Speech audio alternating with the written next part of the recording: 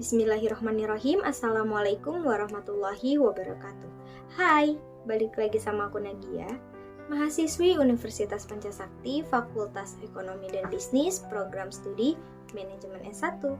Nah, kali ini kita akan bahas mengenai mata kuliah PPKN tentang nilai filosofis sila ketuhanan yang Maha Esa. Nilai filosofis sila ketuhanan yang Maha Esa. Secara umum, nilai yang terkandung pada sila ketuhanan yang Maha Esa diinterpretasikan. Yang pertama, sikap takwa kepada Tuhan yang Maha Esa. Yang kedua, nilai kebebasan untuk memeluk agama sesuai dengan keyakinan. Yang ketiga, manusia Indonesia wajib beragama dan manusia yang religius. Ada kelakuan tarik-menarik antara 1.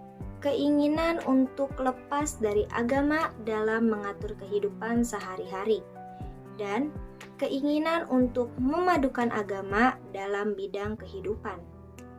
Ini berkaitan dengan moralitas, perilaku sehari-hari, dan perkara mengatur bangsa dan negara ini.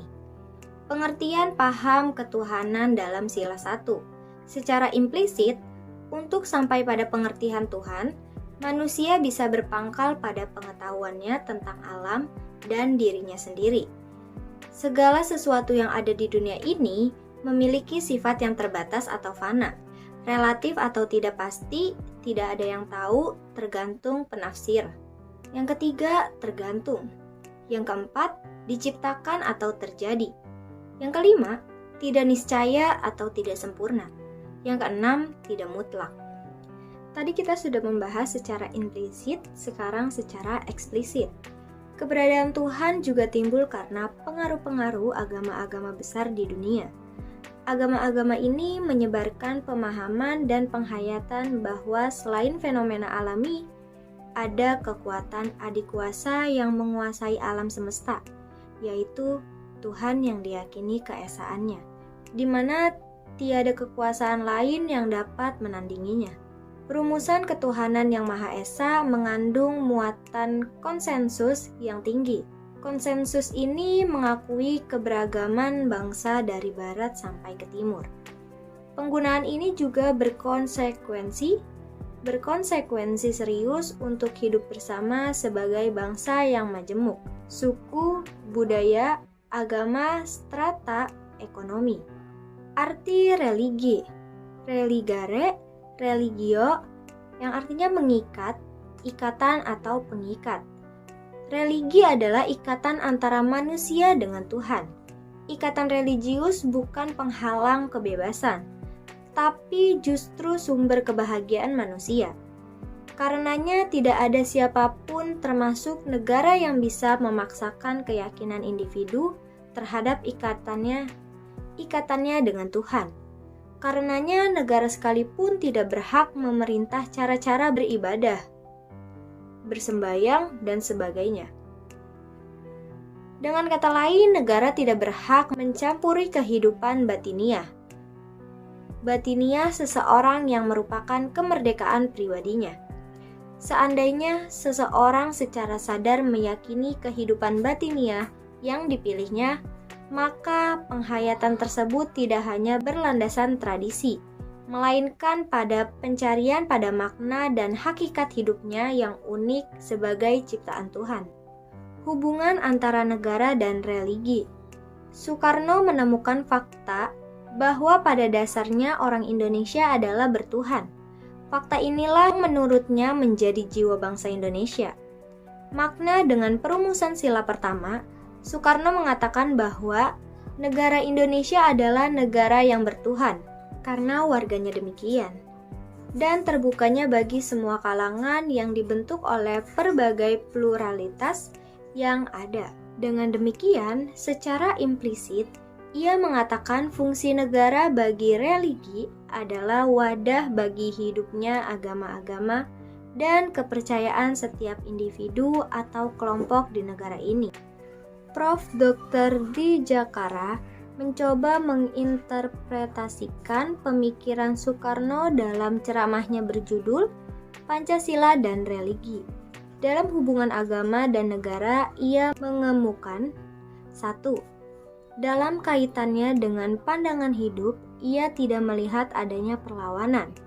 Pancasila mendorong ke arah religi, sebab jika diperas maka intinya adalah cinta kasih, sehingga Pancasila, khususnya sila 1, menggiring manusia untuk mencintai Tuhannya.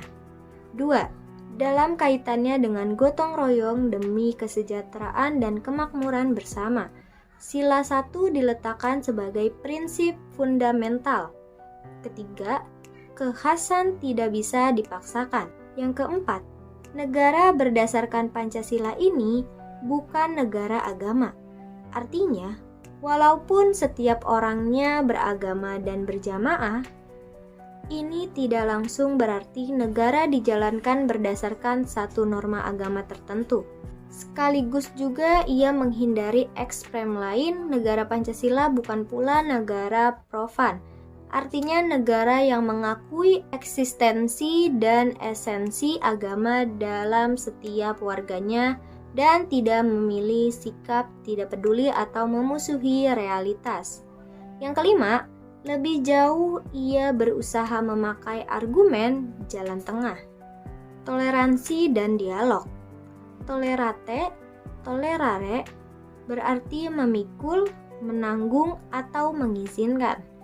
Toleransi berarti memberi kesempatan kepada atau memberikan pihak lain untuk menyelenggarakan kegiatan. Mengakui adanya perbedaan, sikap tidak saling mengganggu, membiarkan penganut agama lain menjalankan ibadah dan misinya sejauh tidak mengganggu ibadah dan misi agama saya. Toleransi memberikan rasa aman, damai, dan menjamin situasi harmonis. Namun, toleransi hanya membuat orang mengakui, namun belum tentu menerima. Toleransi hanya mengiyakan perbedaan agama di negara ini, tetapi tidak mengakomodasi perbedaan ini menjadi peluang untuk bertemu, membahas kesejahteraan dan kepentingan bersama. Sedangkan dialog artinya komunikasi dua arah. Dalam konteks agama-agama biasa disebut interaksi dialogis, berupa aktivitas verbal, diskursif maupun non-verbal diskursif. Dalam konteks pluralitas di Indonesia, orang tidak bisa bersembunyi dan berkomunikasi dengan golongannya saja.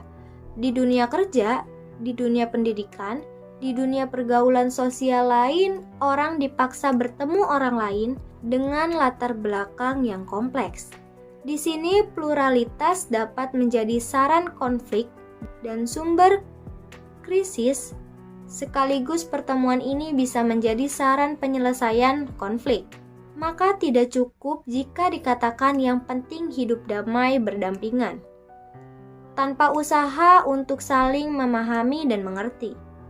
Diperlukan sikap keterbukaan menerima perbedaan, mengusahakan pertemuan unsur majemuk tersebut, dan mengarahkan pluralitas agama bukan untuk mencari siapa yang unggul, tetapi pada mencari inspirasi untuk memecahkan masalah kemanusiaan. Toleransi dan dialog artinya agama hendaknya menjadi titik konvergen atau pertemuan dari berbagai ajaran moral, kepentingan, keyakinan, serta niat untuk membangun. Ada beberapa syarat dialog antara umat beragama. Yang pertama, dialog beragama mesti berdasarkan pengalaman religius atau pengalaman beriman yang kokoh. Yang kedua, dialog menuntut keyakinan bahwa religi lain juga memiliki dasar kebenaran pula. Yang ketiga, dialog harus didasari keterbukaan pada kemungkinan perubahan yang tulus atau pemahaman. Itu dia pembahasan kita kali ini mengenai nilai filosofi sila pertama, ketuhanan yang Maha Esa. Semoga bisa bermanfaat ya. Terima kasih. Wassalamualaikum warahmatullahi wabarakatuh.